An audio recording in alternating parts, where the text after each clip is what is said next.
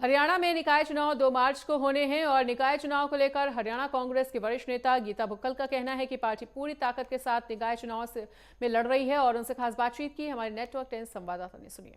हरियाणा कांग्रेस की वरिष्ठ नेता गीता बुक्कल जी इस वक्त मेरे साथ है। मैम, जिस तरीके से हरियाणा में चुनाव हुए, फिर दिल्ली में चुनाव हुए, जिस तरीके के नतीजे आए हैं, उसको लेकर लगता है आपको कि निकाय चुनाव में कुछ असर पड़ेगा या मनोबल आप लोगों का नीचे गिरा है? किस तरीके से निकाय चुनाव लड़ रहे हैं आप?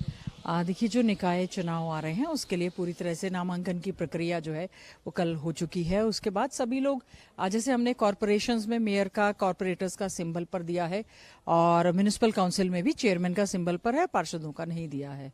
और कमेटीज के चुनाव है, उम्मीद करेंगे सरकार ने करीबन कई जगह पर 2 साल का डिले, कई जगह पर 3 साल का, 4 साल का, क्योंकि हाईकोर्ट में ये मामला पेंडिंग था। हाईकोर्ट में डायरेक्शन आई कि आपको चुनाव करवाने, आखिर में ये चुनाव हो रहे हैं और मैं समझती हूँ अति आवश्यक थे और पूरी मेहनत और मनोबल के साथ जो है कांग्रेस पार्टी ये चुनाव लड़ेगी। बड़े नेता नजर आएंगे मैम चुनाव प्रचार करते हुए क्या? बिल्कुल, सभी लोग लगे हुए, अपने अपने क्षेत्रों में भी लगे हुए, जहां भी जरूरत है लगे हुए। वैसे भी कई चुनाव तो होते हैं कि भाईचारे के चुनाव होते हैं, उस हिसाब से होता है, लेकिन हम लोगों का अच्छे ढंग से हम एक घोषणा पत्र भी जारी कर रहे हैं और साथ ही साथ में कॉरपोरेशन के चुनाव विशेष तौर से हम लोग गंभीरता से लड़ेंगे, क्योंकि जो पिछले चुनाव में ज्यादातर मेयर जो हैं वो बीजेपी के ही थे और बहुत ज्यादा भ्रष्टाचार उसमें हुआ, बहुत सारे मामले आए। तो मैं समझती हूँ इस चुनाव में कांग्रेस पार्टी जो है, हमने ऑलरेडी अपने प्रभारी लगाए हुए हैं, कोऑर्डिनेटर्स लगाए हुए हैं, सब लोग लगे हुए हैं और बहुत अच्छे सुखद परिणाम रहेंगे। मैनिफेस्टो को हेड कर रही हैं आप उस कमेटी को, और मैम क्या कुछ आपने रखा है मैनिफेस्टो के तहत, क्योंकि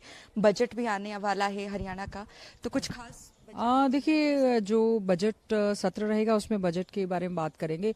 कॉरपोरेशन का अपना स्वयं का बजट होता है और जो चुने हुए नुमाइंदे हैं उनके अपने अधिकार भी होते हैं। इसमें जितना पैसा पिछली बार आया हमने देखा, चाहे वो सॉलिड वेस्ट मैनेजमेंट का था, उसमें बहुत बड़ा एक भ्रष्टाचार हुआ, अच्छी सीवरेज व्यवस्था, अच्छे पानी की व्यवस्था, बेसहारा आवारा पशुओं जिस प्रकार से हैं, जो पार्क वगैरह है सारे डिफेस हैं, तो उन सबको लेकर बहुत सारे ऐसे मुद्दे हैं कि शहरों का अच्छा सौंदर्यीकरण, ये हमारा एक सब मुद्दा रहना चाहिए।